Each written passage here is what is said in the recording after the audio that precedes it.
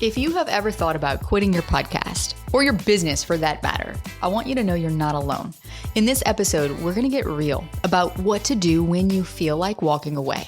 I've got a very special guest, fellow podcaster and PodLaunch graduate joining us, Kathryn Thompson, to share how she turned things around when she was ready to call it quits, and how her podcast actually became the turning point for building a business that she is so excited to run again. We're going to break down how to put your podcast to work for you so that it helps you create a business you love too. Welcome to Insider Secrets to a Top 100 podcast. I'm your host, Courtney Elmer. Let's make your business binge-worthy. Kathryn, I am so thrilled that you are here today. This has been a conversation that I have really been looking forward to. Yeah, I am so excited to be here and to share my story with your listeners. Well, like we were talking about right before we hit record, you have been someone that we've been in each other's orbits for several years now, and it has been so incredible here on the sidelines witnessing your journey in podcasting. You launched your podcast with us here at PodLaunch. So for those that don't know you, tell us a little bit about what is your podcast about? Yeah, so my podcast is Be the Sought After Entrepreneur, and I launched it back in 2021 at a really pivotal point in my journey. It really is about showing people and sharing with people how to break out of the traditional marketing mold. And so it really is supporting online coaches, healers, practitioners, entrepreneurs to really find a marketing strategy, tactics, and whatnot that really align with who they are, their values, their core beliefs, and knowing that they can do business on their terms. It's so needed because we're hit with so many messages of what we should be doing to market our businesses, what we need to be doing to market our businesses. And a lot of times I can speak for myself, it doesn't feel aligned. It doesn't feel good. And ultimately it becomes a drain. So I'm curious for you, Kathryn, what led you to podcasting to begin with? Yeah, 100%. I definitely was feeling, like I said, a pivotal point. Like, do I stay doing what I do, supporting small business owners with marketing, knowing that I don't really align with a lot of the strategies? And then the other piece of it was that I know that verbally and being able to share my story in that way, lots of people said, like, it's inspiring. We need to hear more of it, all those sorts of things. So podcasting for me was just an outlet that I was able to then show up and just sort of, I say riff, there's more planning that goes into it, but like just be able to really express myself in a long form that isn't long form written emails or blogs or that sort of thing. And so podcasting was just a way to connect with other guests, but also be able to like really share my story in a longer form. I don't know if you have felt like this, but I know for me, it's kind of felt like a lifeline in the sense that in the online business space, I'm here in the four walls of my office, in my home, every single day, day in, day out. Yes, I have meetings with people. Yes, I do podcast interviews, but I'm not around people. And so having that outlet and that channel for expression has certainly been, I don't know, a balm to my soul in a lot of ways. And I think for a lot of people, it is a natural way because that's how we naturally communicate. And it is much easier to share a thought, especially deeper thoughts in, a 20-minute podcast episode than a 7-second Instagram video.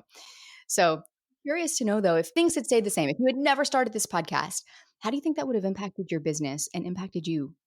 Yeah, that's a great question. Honestly, I feel like I probably would have maybe walked away from the business, to be honest with you, because the podcast has really allowed me to, like you said, be that creative outlet, that creative expression, and to share myself in an unfiltered way. There's something about podcasting where I don't filter myself when I'm recording in the four walls of my house, where I can find myself filtering a social media post, a reel, like overthinking it, over processing it, even writing emails, like self-editing. Whereas with the podcast, it was like the minute I just start to talk, things just roll out. And half the time I get away and I walk away and I was like, what did I just say? But it's my truth coming out. And that has 100% transformed the business, because up until that point, not that I was diluting my message or I was, not being authentic or truthful. It was just the podcast is something that people will often say to me. I listen to it every single week, and I just love the truth that you share there, because it is really an unfiltered space for me. And so it has deeply transformed my business. The minute I started podcasting and sharing that truth, just everything changed in terms of the people coming in my world, the opportunities and all of that. So I probably would have walked away from the business, to be honest with you. Wow. That's really powerful. Just to pause there and think about that, you might have thrown in the towel. I know for me, I've had so many of those moments in my business. And it can get to that point where we reach these points in our business where it's like, is it worth it to keep going? Should I keep going? There's a part of us that recognizes that what we're doing isn't working, at least not to the degree that we want it to or that we feel that it should. But we often don't know what to do differently. And I found myself there so many times. Okay, so take us through your podcast launch then and making that decision. Okay, well, let me try a podcast. What were some of the fears maybe that came up initially? How did you push through those? And then what were the results after you actually did launch your podcast and get it out into the world? Yeah, so I probably never would have launched the podcast either without your support, because I would have just floundered in the space. I probably wouldn't have been committed to it long term, all of those sorts of things. And the podcast really is something that I've consistently done for the last 4 years or whatnot, right? The fear, I think the biggest fear for me was sustainability, being able to sustain it. Will I be able to show up every single week? Knowing my energy, knowing how quickly I pivot and move and change course and all of the things, will I stick with it? And then I think will I run out of ideas to share? Like, will I just be saying the same thing over and over on the podcast? So those were probably the two biggest fears. It wasn't that I didn't think I could do it. It was that, will I sustain it? And will I have enough content to be able to share in this capacity? Oh, so real. I overthought my podcast for a good 9 months for all those same reasons and all the reasons that, because at the time it seemed like a crazy idea to start a podcast because I had a baby at home with me full time. It's like, how on earth am I going to find quiet time to even record this thing? And I think what you just said is so common and it's something that's not often talked about. I hear from people a lot in the podcasting space, people saying like, what if I run out of things to talk about? And, I don't know if I'm going to be able to keep up with it. How do you stay consistent? And those are very top of mind questions that people have when considering a podcast. Yet there's podcast experts out there who don't even address this. I follow all of our clients and you have shown up so consistently, Kathryn, through the years. You've never missed a week in releasing an episode. Did it wind up being easier than you thought it would be? Or was there something that you did to be able to maintain that consistency and really make the podcast a priority? Walk us through what that piece of it was for you and how you actually overcame that fear. Yeah. So I think for me, when I first started, the consistency piece for me was finding guests to be on the show, because I knew that if I had guests booked in, then I would show up. And then I got to a point, probably 2.5 years in, that my capacity in my business changed. I got so busy that having guests on was actually more difficult because I just didn't have the space in my calendar to do it. So I switched to basically being a solo show. And honestly, it was the support around the show that I needed to commit to in order for me to stay consistent. So having an editor who's waiting for me to produce shows in a timely fashion so that he can edit all of the things, I think having that around me really helped me stay consistent, because if I had to do my own editing, and I just never would have stayed with it. And so it actually isn't as hard as I thought it was going to be. To be able to show up and to commit to that is actually quite a bit easier than I probably anticipated. And I always have lots to say, so I don't find that difficult anymore either. I always have lots to say too. It's like, if you ever get a voice note from me, look out, because it's going to be 12 minutes long. You're going to need to take notes. And I'll just apologize at the end. I'm like, I'm a podcaster. So, here's your 12 minutes for me today. But it's so true. And I think this goes back, Kathryn, to the work that you do in the world, that you found a marketing channel that worked for you, that aligned with you. And that, yes, you did have those initial concerns and doubts and fears that came up, but also because this was a channel that was aligned, it did become easier than maybe initially you thought it would be. And I've seen this on both sides of the coin, where some podcasters are not cut out for podcasting. And that's okay. It is okay. Podcasting is one of the hardest platforms to grow. And it is a big commitment for people. And I think that can be intimidating.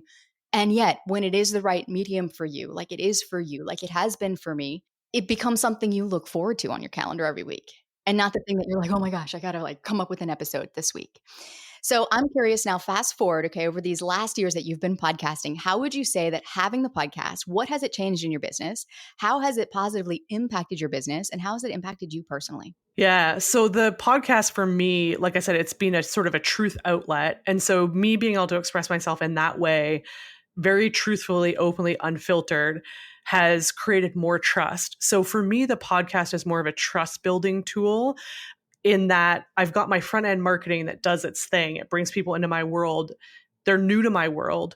Most people will come into my world cold and then they'll listen to the podcast episodes, and that naturally builds trust for them to then invest in my high ticket offers. And so it's the nurturing part of my business that is so, so vital, especially in the landscape that we're in now. And so for me, that completely transformed the business. Like I skyrocketed probably about a year and a half after I launched the podcast. Like it is a long form trust building tool for sure. And I knew that going in because of your support. And so I set the expectation for that, knowing if I commit to this long term, this is going to be something that's going to build a lot of loyalty and trust amongst my listeners, but also then turn into clients because they've listened to it. And so my business has skyrocketed from this. I ended up launching a private podcast as well.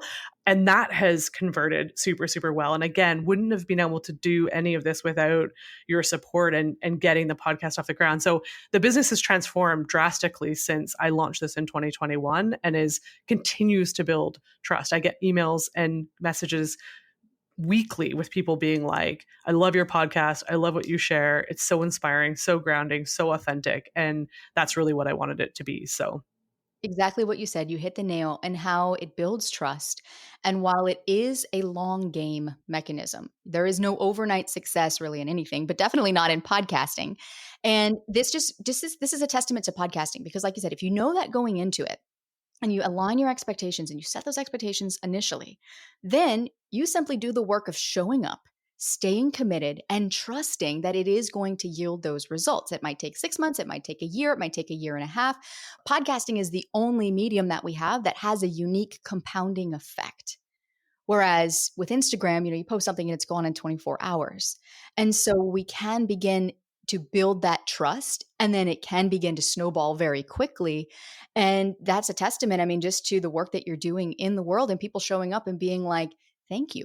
Thank you for this. And also the way in which the podcast has been so instrumental in shortening that sales cycle. you can't fake it either, right? When you're doing a solo show and you're recording, you can't fake it. Not saying that people fake it, but you can write an email or create a short reel that doesn't really give people the depth of wisdom, expertise, and knowledge that you bring to the table. Podcasting has allowed me to like showcase that beyond shorter email or even a blog, right? I mean, with all the things like AI now and all of that out there, it's really easy to ask AI to write something for you. And so podcasting, again, is just a way to show the depth of wisdom and knowledge that you have. It's so true. As you've gone through this podcasting journey and in the years ahead that you have in this podcasting space, what would you say were some of the biggest lessons that you have learned that someone else should know based on whether they're looking to start a podcast or maybe they're podcasting right now, but their podcast isn't yielding the results yet that they want it to yield, that they hoped that it would? Yeah. So I think some of the biggest lessons, I went in to podcasting with a very strong mentality of like, I do everything myself. So for me, it was getting the support and knowing how to get the support straight out of the gate. That's allowed me to stay consistent. And that was probably, my editor was probably one of the first person I hired in my business, to be honest. I was doing everything myself. So it's like, don't try to do it yourself. The other piece of it is I think like the expectation, going in with the expectation that this is a long game. And the more that you can show up in your truth, like legitimately in your truth, not scripted, obviously having a strategy behind it, speaking from your heart is going to be the thing that's going to move listeners. It doesn't have to be perfect. I think that's the other piece of it. If you go back and listen to the first couple episodes, I probably had it a lot more scripted. And I remember friends of mine who were listening were like, that doesn't sound like you. And that was just a really good reminder of like, you know what, I can show up and just speak from my heart because I know what I want to say. And so when I relinquish that need of being perfect and things having to be perfectly said all the time without maybe fumbling or whatever, that really was the thing that kind of shifted, I think, my listeners and them sort of like more perking up and paying attention. So yeah, it's perfectionism was probably my biggest thing I had to overcome of like not needing to get it perfect.